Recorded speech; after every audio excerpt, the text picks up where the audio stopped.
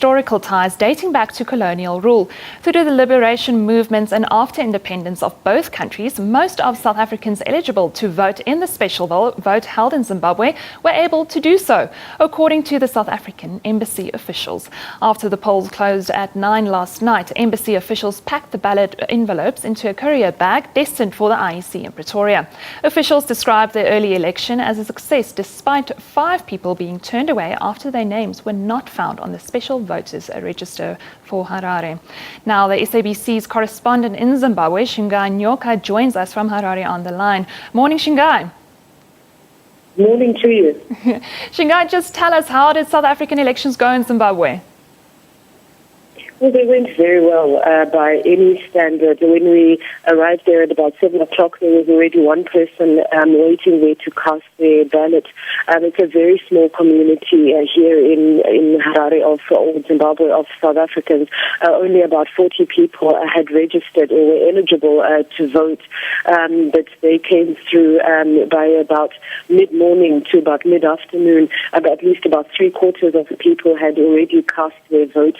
They were very happy to be participating in that election.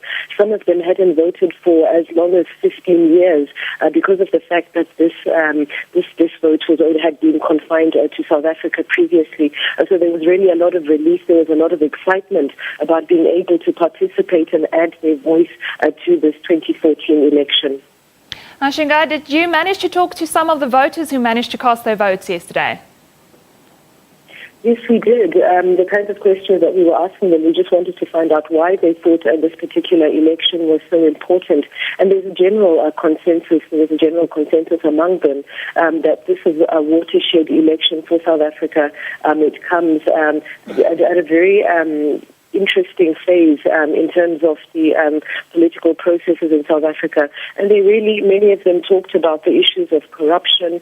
They talked about the fact that from outside looking in, South Africa has a lot to be grateful for. It's a beautiful country, and that a lot of people complain from inside South Africa, but they don't really enjoy what they have, which is a beautiful country, lots of resources.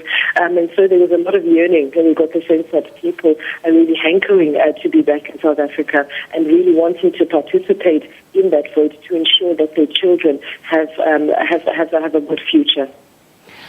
Let us in more on the energy and the vibe going on in Zimbabwe now as South Africa heads to the polls next week. Well, there's a lot of excitement, obviously, from the South African community living here.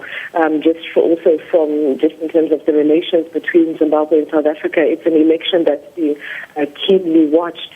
You spoke about the ties that the two countries have, and it's not just political ties, it's economic ties, and obviously, depending on the outcome of the elections, it would impact on the over 1 million people that are living in Zimbabwe or living in South Africa. A lot of their families are still here. They receive a lot of remittances from there. And so people are really watching to see which direction this particular election goes. Then just lastly, the politics in Zimbabwe. Can you just give us an update on the power struggle within the MDC?